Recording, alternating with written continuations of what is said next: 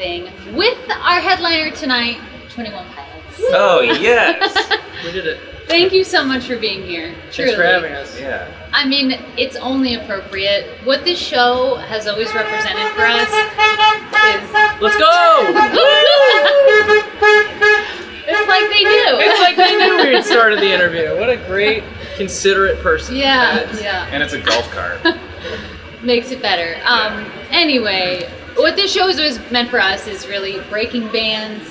Yeah. We call it the next big thing, have for 20 years, because we've supported new music and artists like you. And you're such a perfect representation of that, because you opened in 2012, first band of the day, in Vinoy Park, headline 2015, and back for our 20th anniversary. So, Yeah. Wow. thank you. How does that feel for you? It is really cool to come back playing this show specifically. It gets Josh and I thinking about, just the journey that we've been on. And for you guys to come in and believe in us so soon. We learned a lot that show. I remember that show, vividly.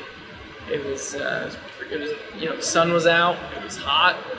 Not many people, you could tell everyone was there for most of the bands after you. And so this idea of wanting to, really earn their respect was something that we fell in love with that, I guess that dynamic on stage is like, we don't assume anyone knows who we are. And honestly, those early shows, that opening show, you said it was 2012? 2012. I mean, that same mentality we even take onto stage tonight. Even though we're headlining and, it's a great story of from the bottom to the top, we still take that stage feeling like we need to win this crowd over. We need to work hard for them. And so, yeah, we definitely think fondly of the first time we played this festival. Well, your fan base certainly connects with that, and it comes through. Maybe it's because at 10 a.m. that day they were seeing someone backflip off pianos. I don't know, but it was an immediate win, and you have fans for life, and they're passionate, which is really cool for us to be a part of. Even today, see, people just asking us, how soon can we get there? How soon can we line up? At what point in that journey did you feel like you realized, wow, we've really created something here? Like, Man, I think it was probably, I feel like shortly after that moment, we did a couple of shows in our hometown, Columbus, Ohio, and saw some people start to really show up, for our band. And it's cool when when you know ahead of time how many people are going to be at a show. I think that show in 2012, like you said, it was early in the day, and starting out, we just didn't know. We would just be like, I wonder if anyone's going to come. And I think then when we knew, oh, the show's sold out, or we know how many people are coming tonight, it's a lot of people in the room, I think then that's when it kind of starts to feel like it's a real thing. and not only are they at every show, but they follow everything you do, and it's so impressive the way they deep dive into what you have going on. That is unique to 21 Pilots, and it's so impressive, and we're happy to be some tiny part of it. Absolutely. Yeah. So I would love to know, from that moment in 2012 or early on, what is one thing about your relationship that has never changed, and what's something that has changed in a big way? Between us. Or just, Yeah. We haven't way shared you a do bed things. in a while. Oh, that's nice. Yeah. No, but for real, when we started out, we would have like 4, sometimes 5 guys in a hotel room, and we'd just get the 2 queen size beds, and then whoever was just ended up in a we would all just share beds. The loudest snorer had to sleep in the bathroom. Sometimes, yeah, we would put a person in the So bathroom. yeah, you're right. We haven't slept together in a while. Yeah, that's probably the biggest change that should change back pretty We should soon. probably go back to our roots. And we Yeah. could save money if we just That's combine right. the hotel rooms. Save a couple $100. Yeah. Well, it's a 20th anniversary. It's a reason to celebrate. Yeah, Why there don't you you go. be with Yeah, us you know, tonight? you never know what'll happen afterwards.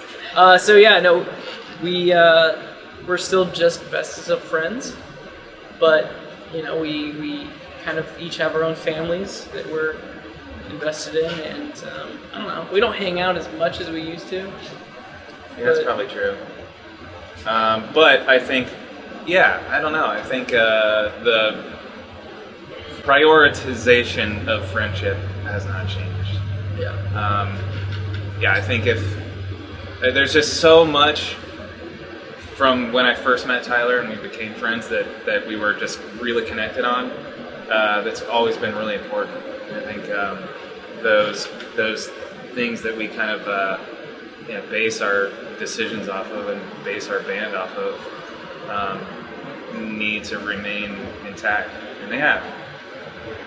I think the biggest thing, though, thinking about it, our respect for each other has only grown instead of lessened. I think a lot of bands, a lot of people who, work with someone for a really long time, you get to know them really well, and then you start to potentially lose respect for them. And I think that what's been really cool about our friendship and our working relationship is that the respect for each other has only grown as we've gone through this together. So I think that's a major part of why it's still going.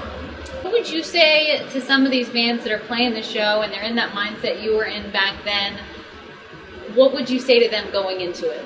I think that there's a healthy combination when you're an opening band, when you're a band that's just starting out, getting in front of people for the first time. There's a healthy balance of confidence, but also humility in, hey, we're going to work hard for you.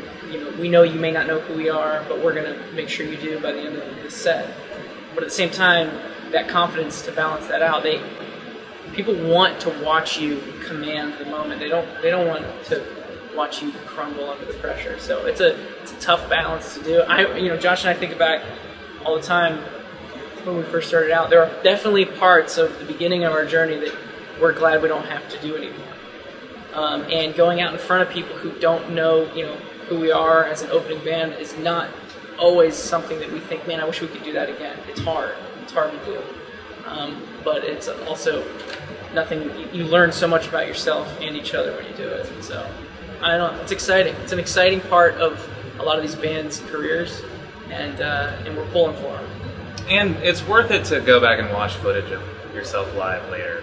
We still do that right now. It's amazing how easy it is to lose perspective of people looking at you, because your experiences on stage projecting outward, you really start to lose how you're even coming across. Like I might say something in between songs, and I'll feel like I said it in the right cadence and the right tone, but then if I watch, we do game tape, and we'll watch our show to make sure how can we get better, what transition can we work on, and I'll realize, wow, that didn't come off like I thought it did. There's a lot you can learn from watching your set and treating it like trying to get it as polished as possible. We've learned a lot about making sure that our perspective of our show isn't just something we know from our point of view. We try to see it from the other. And that's what, when we go up on stage, that's what we do all the time. Is if I were right there, if I were back there,